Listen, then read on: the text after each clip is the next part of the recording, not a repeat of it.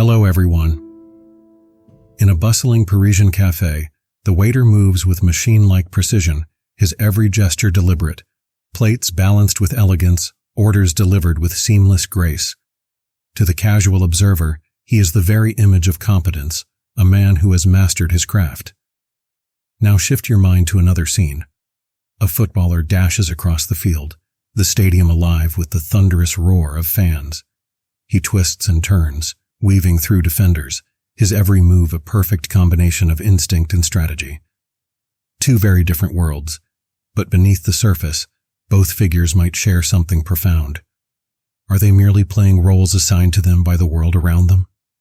Are they locked into roles dictated by society, others' expectations, and their own fears? Are we just performing, trapped in expectations we didn't choose? In other words, are we truly free? Today, I will try to explore these existential questions through the lens of one of the most provocative thinkers of the 20th century, and existentialist, Jean-Paul Sartre, the French author who famously declined the Nobel Prize in Literature, which he was awarded in October 1964. Sartre explained that he always refused official distinctions and did not want to be institutionalized. In the description box below, you'll find links to some of his most important works, Being and Nothingness, Nausea, and his play, No Exit. Sartre also shared a profound intellectual partnership with Simone de Beauvoir, an influential French writer and philosopher. Their union wasn't bound by traditional roles but was a lifelong commitment rooted in shared ideas and existential exploration. So, Sartre was an existentialist. But what does that even mean? What is existentialism? What's the central idea here? It's one of those words that gets thrown around a lot, often misunderstood. It's not about wallowing in misery or adopting a pessimistic outlook. Existentialism is about acknowledging the difficult, even tragic aspects of life. Death, suffering, the feeling of being lost, the sense of being a stranger in the world, questioning your purpose. These aren't anomalies. They're fundamental parts of the human experience. They're not things to be avoided. Because we all have that moment, that "what am I doing here" feeling. It's like, for example, trying to define the meaning of love using only a dictionary. You can memorize every definition in the world, but until you've felt it, lived it, the words remain empty. And instead of shying away from it, existentialism says, okay, let's sit with that discomfort. Let's explore it and see where it leads us. Existentialism splits into two broad currents, the religious existentialists and the humanistic existentialists, like two sides of the same deeply reflective coin. On one side, you have religious existentialists like Søren Kierkegaard. I've already made an episode about him. They wrestle with life's big questions within the framework of faith, finding meaning and purpose through a relationship with something larger than oneself, with God. But even here, existential anxieties creep in. There's no simple mystery-solved button. It's not about blind acceptance, but about the ongoing search for understanding, even within belief system. On the other side, you have humanistic existentialists, thinkers like Martin Heidegger, Sartre, and Albert Camus. They focus on individual freedom and responsibility, insisting that it's up to us, as humans, to create meaning in a world that might feel inherently meaningless, or at least indifferent. Both sides start from the same point. Life is a journey, not a destination. However, the paths they take to navigate that journey are strikingly different, even though both acknowledge our inherent need for meaning. Jean-Paul Sartre did not work in a vacuum. His ideas evolved from earlier humanistic existentialists, particularly Martin Heidegger, who introduced the concept of being in the world. Heidegger argued that we don't merely exist in isolation. Objects like a knife or a table are indifferent to us. They just exist. But as humans, we don't simply exist. We question, reflect, and search for meaning. We engage in a dynamic exchange with our surroundings and, most importantly, with other people. Sartre agreed with Heidegger's observations but pushed further. We are not only in the world but also responsible for defining ourselves within it. To sum up, Kierkegaard seeks God, Heidegger seeks meaning in being, and Sartre asserts that we must create meaning ourselves. To dig deeper into Sartre's philosophy, Let's start by his famous phrase, "Existence precedes essence." For Sartre, existence does not come with a preset essence. A good way to think about it is this. Imagine a knife. The purpose of a knife, to cut, to slice, was decided before the knife even existed. That predetermined function is its essence. Someone designed it with a specific purpose in mind, shaping its blade and crafting its handle to fulfill that role. The knife has no say in the matter. It doesn't decide like, today, I'd rather be a paintbrush. It simply is what it was made to be. But for Jean-Paul Sartre, humans are the opposite. We are not born with a preset purpose. There's no blueprint etched into us, no cosmic designer assigning us a role before we arrive. We create our own meaning, our own identity, through our choices and actions. Instead of being like a knife crafted for a singular purpose, we're more like blank canvases, filled with infinite potential, shaped by the brush strokes we choose to make. And this is exciting, but also kind of terrifying, isn't it? No pressure or anything. Sartre was all about this idea of radical freedom, but it's not the do whatever you want kind of freedom. He recognized how deeply we are connected with other people and how those relationships shape our freedom. It's not just about me and what I choose to do. It's also about how my choices play out in a world where I'm constantly interacting with others, and they're making choices too. And the crucial part of meaning-making comes from our interactions with others. Our relationships don't just influence us, they define us in ways we often overlook. So the question isn't just, what is my purpose, but rather, how do I create meaning in a world where I'm not alone? This is where Sartre's existentialism truly begins to unfold. It's not just that we're aware of other people. Their presence actually changes how we see ourselves. This leads us to one of Sartre's key ideas, the gaze of the other. Imagine you're peering through a keyhole, completely absorbed in what you're observing on the other side. In that moment, you're fully present, lost in your own perspective, the subject of your experience. But suddenly, you hear footsteps behind you. In an instant, you're no longer merely the subject of your own world. You become an object in someone else's realm, caught in their penetrating gaze. Why is that feeling so unsettling? When another's consciousness becomes the central focus, you lose your status as an independent subject. In that moment, your own perspective is supplanted by theirs, and your autonomy is compromised. The gaze functions like a subtle form of abduction, a quiet, relentless kidnapping of your individuality. By simply looking at you, the other person draws you out of your private world and deposits you into theirs, reducing you to a component of their subjective reality. This is precisely what leads Sartre to claim that, in encountering another's gaze, we undergo a kind of subsumption. That means when you're under the gaze of another, your individuality as a subject is absorbed into the other person's perspective. You are no longer just you. You become part of their mental framework, reduced to an object within their consciousness. Your freedom to define yourself is overshadowed by how they perceive you. Is it simply because we don't like being judged? No, it goes deeper than that. Think about looking in a mirror. There's a part of you that recognizes the reflection, but when you look into your own eyes, there's also a part that wonders, is that really me? We can never fully grasp our own exterior, especially our face, in the same way others see it. There's always a gap between how we perceive ourselves and how others perceive us. That gap can make us feel self-conscious, like we're constantly being evaluated. Sartre's exploration of the gaze is vividly illustrated in both Nausea and the play No Exit.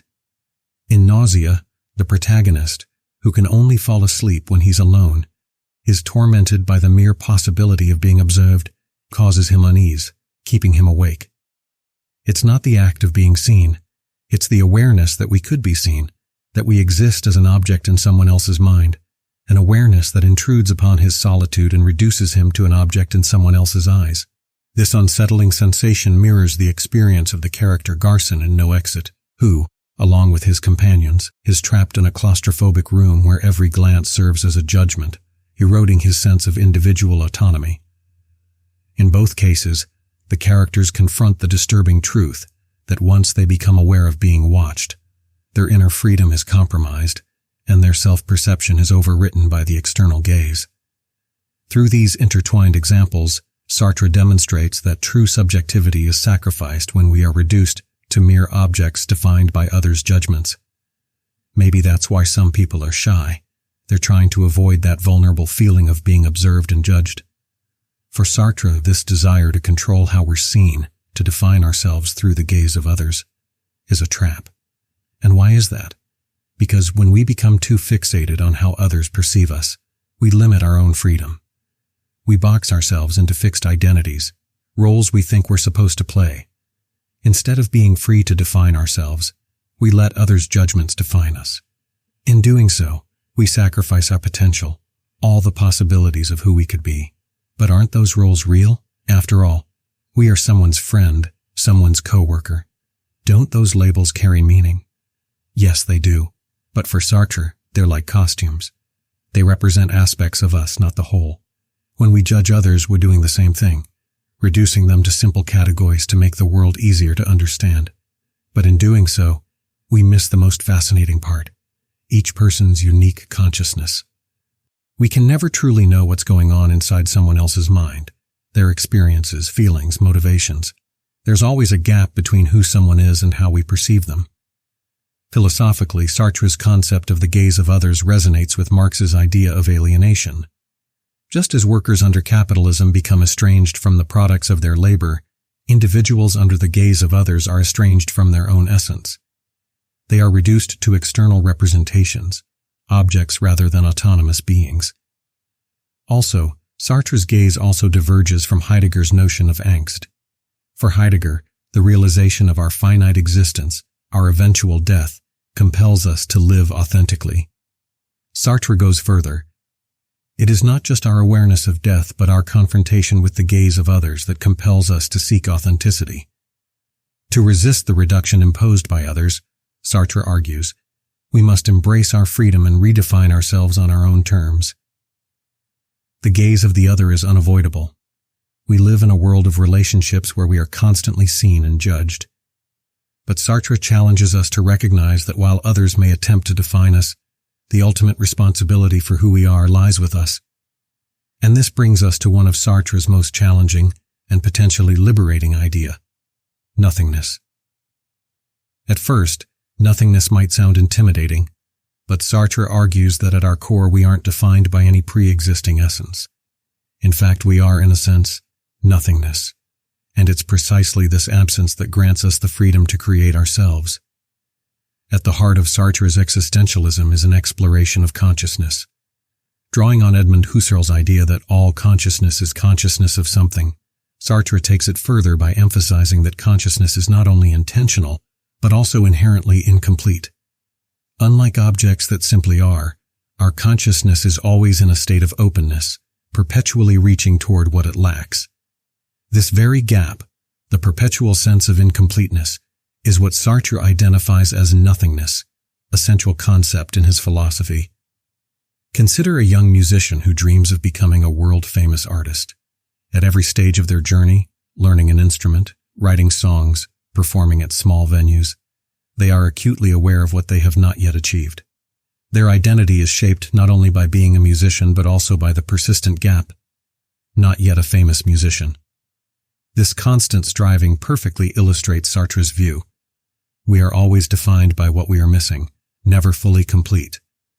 Yet, for Sartre, nothingness is not a flaw or a void to be feared. It is the fertile ground from which our freedom springs.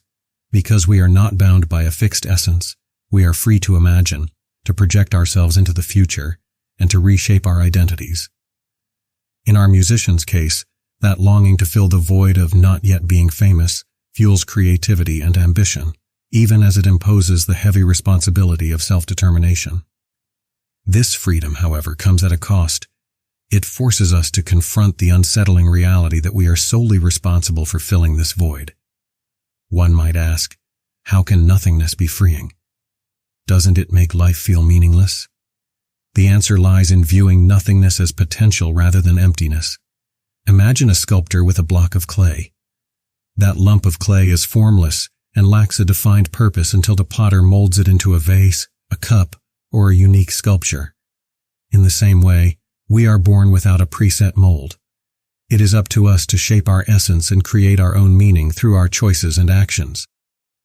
While many find the idea of nothingness disconcerting and cling to predefined roles and identities for security, Sartre challenges us to embrace the radical freedom it offers. By acknowledging our inherent nothingness, we open ourselves up to the exhilarating possibility of continuously reinventing who we are, writing our own stories without being confined by any predetermined script. But if this radical freedom to define ourselves is as daunting as it is liberating, doesn't it sometimes tempt us to seek refuge in predefined roles? Where do we even begin? To respond, Sartre introduces the notion of bad faith, choosing the comfort of a predetermined role over the uncertainty inherent in freedom. Consider the example Sartre provides of a woman on a date. Her companion takes her hand, signaling romantic intent. Although she knows that this gesture carries significant meaning, she deliberately acts as if it does not. By ignoring its implications, she avoids the responsibility of deciding whether to reciprocate or reject his advances, thus evading the anxiety that comes with the burden of choice. This, in essence, is bad faith, pretending not to be free, denying the very choice that defines our existence. Bad faith is a subtle and pervasive force in everyday life. How often do we say, "I have no choice," when, in truth, we are simply avoiding the discomfort of decision-making? A corporate employee might justify their actions by saying, "I'm just following orders," even when they have the freedom to act otherwise. Similarly, a student might claim, "I was born to be a lawyer," ignoring that this career path, like any other, is ultimately a choice. Recall the French waiter mentioned at the beginning of this podcast, moving with mechanical precision, his gestures exaggerated, his every movement choreographed as if to scream, "I am the perfect waiter." Sartre uses this example to illustrate bad faith, the self-deception we engage in to avoid the anxiety of freedom. The waiter's over-precision isn't merely about performing his job well. It's about reducing himself to a role, pretending that his identity begins and ends with his duties. Whether consciously or unconsciously, he chooses to believe he is nothing more than a waiter, thereby avoiding the possibility of redefining himself. Sartre argues that this is the essence of bad faith, the attempt to escape the burden of freedom by pretending we are fixed, unchanging beings. In other words, bad faith is the refusal to acknowledge our radical responsibility for our own lives. So how do we avoid falling into bad faith? How do we embrace our freedom without becoming overwhelmed by it? Consider the example of the footballer. Unlike the waiter, who clings to a rigid, predefined role to shield himself from the anxiety of choice, the footballer's role involves a dynamic interplay of individual creativity and collective purpose. Every action, a pass, a sprint, a goal, is meaningful within the structured framework of the game, where limitations coexist with opportunities for creative expression. This example highlights an important nuance in Sartre's thought. True freedom isn't about eliminating constraints, but about discovering meaning and agency within them. Sartre even uses historical events like French Revolution to show how these ideas of freedom, the gaze, and bad faith play out on a much larger scale. His critique of bad faith extends beyond individual behavior to broader social and political realms. For instance, imagine a mob of Parisians, driven by desperation and anger. They're storming the Bastille, the symbol of royal authority. They're acting as a collective fueled by the shared sense of purpose. But Sartre would ask, are they truly free in that moment? Or are they simply reacting to their circumstances? Are they maybe caught up in a kind of collective bad faith, driven by fear and anger rather than a conscious decision to rebel? So even in a revolution where you think people are fighting for freedom, Sartre's saying they might still be trapped by their circumstances, trapped by the gaze of the crowd, by the pressure to conform. He's not saying that revolutions are pointless. He's saying that true freedom, even in a revolution, requires recognizing our individual responsibility. Even in the middle of chaos, it's about making conscious choices. Even when people are rising up together, real freedom means having that individual awareness, that refusal to just go along with the crowd. And it all ties back to this idea that the gaze of others isn't just about individual interactions. It's this powerful force that shapes our experiences, even in big social and political contexts. This idea carries over into everyday life. Whether we're on a first date, navigating the complexities of social media, or even participating in a political movement, we often risk becoming just another cog in the machine. To break free from bad faith, we must cultivate awareness and intentionality in our actions. So how do we become more aware, more intentional, more free? Sartre explored deeply this question, and what's interesting is that he found a powerful example of the struggle for freedom in a pretty unexpected place: Chinese peasants in their forests. Over generations, these peasants gradually cleared vast stretches of forest for farmland. Although each individual act of cutting down trees might seem insignificant, the cumulative effect led to soil erosion, desertification, and catastrophic floods, a ripple effect that transformed the landscape in unforeseen ways. This serves as a powerful reminder that our seemingly small choices can aggregate into outcomes far beyond our control. And this is what Sartre calls totalization. This idea that our individual actions, even the ones that seem insignificant on their own, can accumulate over time and space to have unforeseen consequences, sometimes even disastrous consequences, and ultimately creating a reality that no one person intended. Ultimately, to avoid falling into bad faith, we must first acknowledge that we are the authors of our own lives. We have the power and the responsibility to make choices, and those choices have consequences. But now, without a rule book for life, how do we know we're making the right choices? There is no universal guide, but that doesn't mean we're adrift. Our values, ethics, and compassion serve as our compass, helping us align our decisions with what truly matters, even when those choices are hard. For Sartre, freedom and responsibility are inseparable. Every decision, no matter how small, shapes who we are and the world we build. His famous declaration, "Man is condemned to be free," captures this paradox. Being free is both a privilege and a burden, forcing us to own our choices even under dire circumstances. Embracing authenticity is not about reaching a perfect state. It's a constant process of self-creation. It means living in alignment with our values every day, even when we make mistakes. Authenticity is messy and uncertain, yet it is a deeply ethical endeavor that recognizes our interconnectedness and our shared responsibility for the world we create. Sartre doesn't promise that freedom will be easy, nor that authenticity will shield us from fear. Instead, he offers the realization that in every moment, we hold the power to create, to choose, to become. Jean-Paul Sartre's philosophy is a call to live, to confront the world as it is, to bear the weight of our freedom, and to accept that no one but ourselves can define who we are. He reminds us that hell is not other people. Hell is the prison we build when we retreat into roles, deny our choices, and allow the gaze of others to dictate our existence. Life demands that we face uncomfortable truths, that we are free, that we are responsible, and that our lives are ours to shape. It challenges us to move beyond the security of roles and labels, and to live authentically in spite of judgment, anguish, and uncertainty. The moments when you question, when uncertainty knocks at your door, are signs that you're truly alive, engaged with the big questions.